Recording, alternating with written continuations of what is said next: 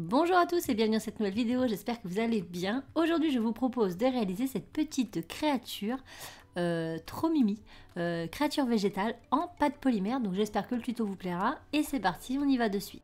Alors pour réaliser cette création, vous aurez besoin d'un petit pot en terre cuite et de 2 pains de fimo de la couleur de votre choix. Pour ma part, j'ai décidé de prendre le olive et le tournesol. Il me faudra des pastels secs et les outils de modelage qu'on utilise habituellement. Alors je commence par prendre mon pain de fimo jaune tournesol, je vais le couper en deux et ensuite je vais couper en 4 quartiers. Alors moi je me suis inspirée d'une fleur de mon jardin, mais vous faites vraiment la fleur de votre choix. Donc pour ma fleur, j'ai besoin de 4 gros pétales, donc je vais venir faire 4 boules de part à peu près égales que je vais venir affiner en forme de goutte. Alors je fais ça très grossier, c'est une fleur, les pétales, il n'y en a aucune qui est pareille, donc vous prenez pas la tête avec ça, faites vraiment quelque chose de... ouais, vous prenez pas la tête, hein, allez-y comme vous avez envie.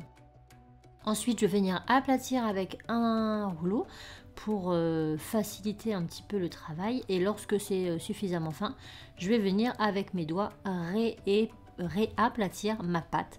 Donc mes pétales à moi sont plus fines à la base et beaucoup plus larges au bout. Donc je vais venir toutes les travailler jusqu'à ce que j'obtienne la taille qui me convient.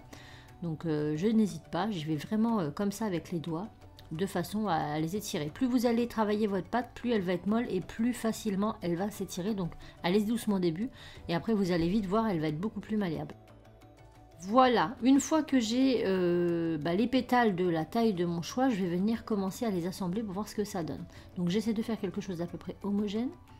Si vous voulez une taille à peu près, dites-vous que la taille de votre fleur doit être un peu plus grande que la taille de votre pot. Là, je coupe toutes les extrémités de sorte à pouvoir venir les emboîter les unes avec les autres. Donc là, j'en mets 2 comme ça. Ensuite, j'en mets une plus haut. Et la dernière, je viens couper pareil l'extrémité et je l'insère à côté. Voilà. Une fois que ça nous convient, je les retire et je vais venir tout simplement les nettoyer avec une lingette. Donc ça permet d'enlever les traces de doigts. Et puis ça permet d'avoir un rendu beaucoup plus fondu sur les bords. Je prends mes restants de pâte que j'ai sur le côté, je viens faire une petite boule que je viens aplatir et ça consistera à la base de ma fleur. Donc j'aplatis et c'est sur cette base que je vais venir insérer mes pétales. Une fois que c'est fait, je viens prendre un outil, n'importe lequel, franchement même un bout de stylo, ça fera l'affaire. Et là on vient faire plein de petits rainures partout pour réessayer en tout cas d'avoir quelque chose du plus représentatif. Toutes les fleurs ont plutôt des petits stries dessus. Là, je viens faire quelques petites encoches. Bon, moi, je me suis vraiment fiée à l'image que j'avais sous les yeux.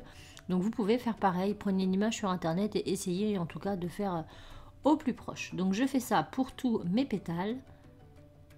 Et puis, ça devrait déjà être pas mal. Donc, après, on va venir les assembler sur notre petit rond. Donc, je le pose bien à plat et je viens tout simplement insérer les pétales dans l'ordre de mon choix dessus. Donc j'avais déjà au préalable sélectionné lesquels j'allais mettre où. Donc là j'en mets déjà 2 et après avec mon outil je vais venir appuyer comme ça sur le centre. Donc ça va permettre de souder toutes mes pièces ensemble. Et vu qu'on remet des pétales par dessus, en tout cas pour ici ça ne se verra pas.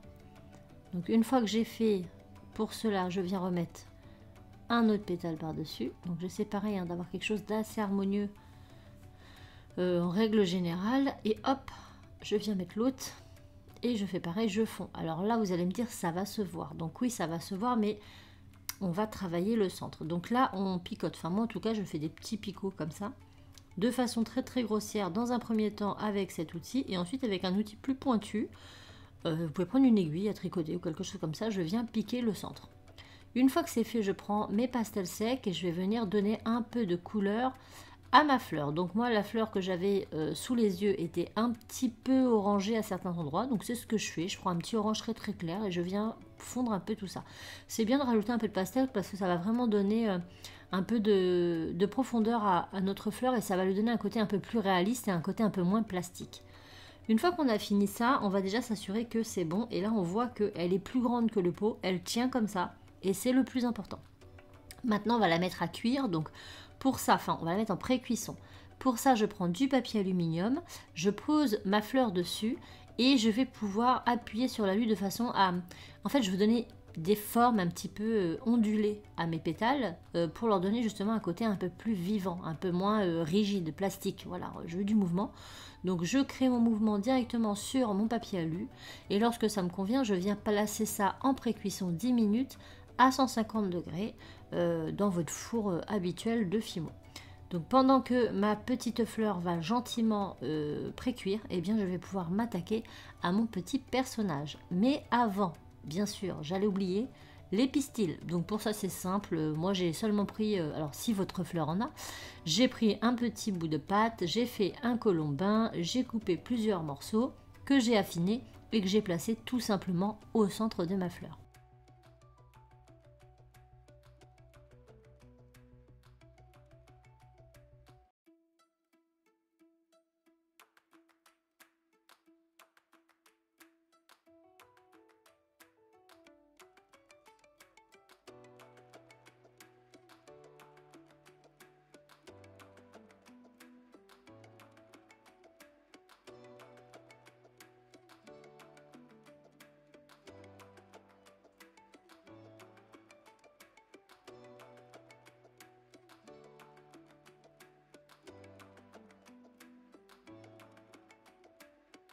Pendant que notre petite fleur est en pré-cuisson, on va s'attaquer au personnage. Donc on prend pareil la moitié d'un pain de polymère, en tout cas moi par rapport à la taille de mon pot.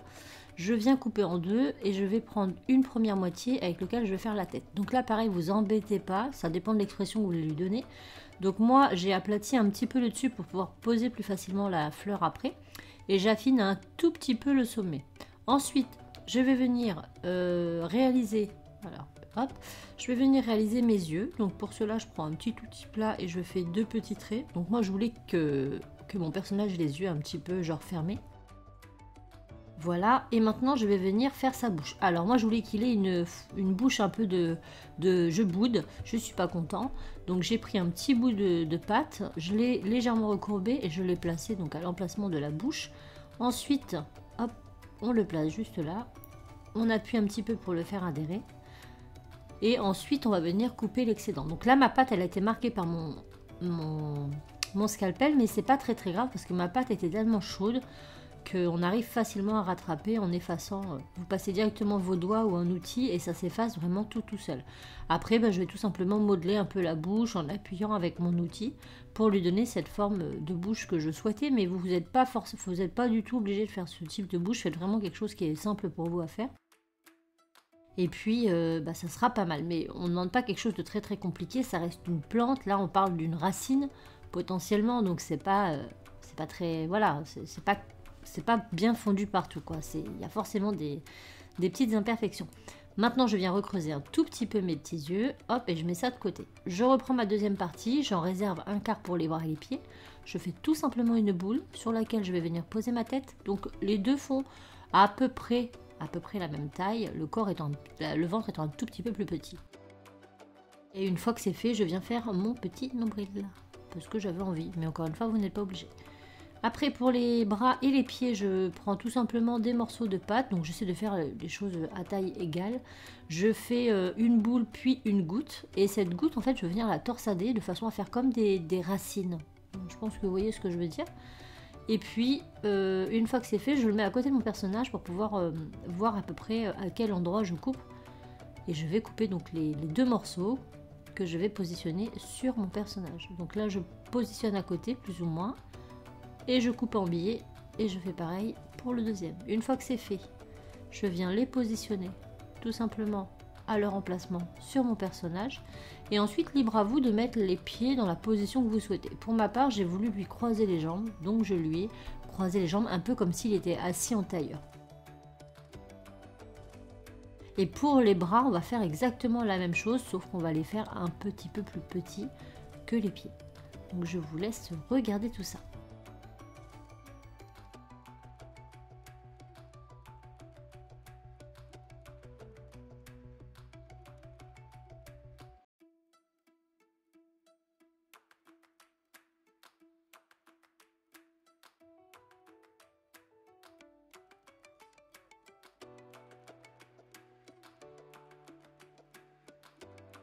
Et voilà ce que l'on obtient. Donc c'est déjà hyper mignon, mais maintenant pour lui donner un petit peu plus de couleur et de réalisme, on va lui rajouter un peu de pastel. Alors, je suis partie sur des couleurs proches de mes pétales.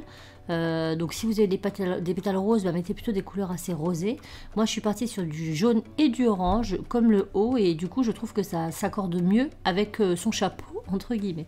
Donc je le colore un petit peu, j'en mets un peu sur la tête, voilà, à différents endroits pour lui donner un petit peu plus de couleur. Et maintenant on va venir récupérer notre fleur qui a entre temps, elle est cuite et elle a refroidi, et on va venir y placer quelques gouttes pardon, de Fimo liquide. Alors c'est pas obligatoire, mais moi je trouvais ça sympa de rajouter ce petit côté rosé du matin. Et une fois que c'est fait, je mets ça plus le personnage au four 30 minutes à 110 degrés. Maintenant, eh bien nous allons venir, une fois qu'il est prêt, on va venir coller son chapeau à la glu. N'hésitez pas à recoller si besoin la tête, les bras, et ensuite avec de la peinture je vais venir faire les détails. Donc je fais les yeux tout simplement en noir, tout ce qui est le plus basique, et ensuite avec un petit dotting tool je vais venir prendre de la peinture acrylique blanche pour venir faire comme des petites taches un peu partout sur son corps, comme les petits champignons en fait. J'avais envie de faire ça, donc version tache de rousseur pour le visage, et j'en ai mis un peu sur les bras, un peu sur le ventre, et j'ai fait pareil avec du jaune pour rappeler un petit peu la couleur des pétales. Donc si vous faites une fleur plutôt rose, bah faites des petits points blancs et roses, je trouve que ça sera super mignon. Et puis bah, on n'a plus qu'à attendre que ça sèche, et puis c'est tout. Donc je ne l'ai pas verni volontairement parce que je trouvais que le côté mat était beaucoup plus joli. Et dites-moi ce que vous en pensez. Donc j'ai hâte de voir vos réalisations. On n'a plus qu'à les mettre dans le pot. Le pot, comme vous avez vu, je l'ai peint aux couleurs de ma fleur. Et puis voilà, je trouve ça trop mimi. Donc vous pouvez en faire plein de toutes les couleurs. Et puis la petite surprise, c'est que quand vous la soulevez, vous avez un petit personnage avec des expressions différentes à chaque fois. J'espère que le tuto en tout cas vous aura plu. Je vous fais plein de bisous et je vous dis à très bientôt dans une autre vidéo. Ciao!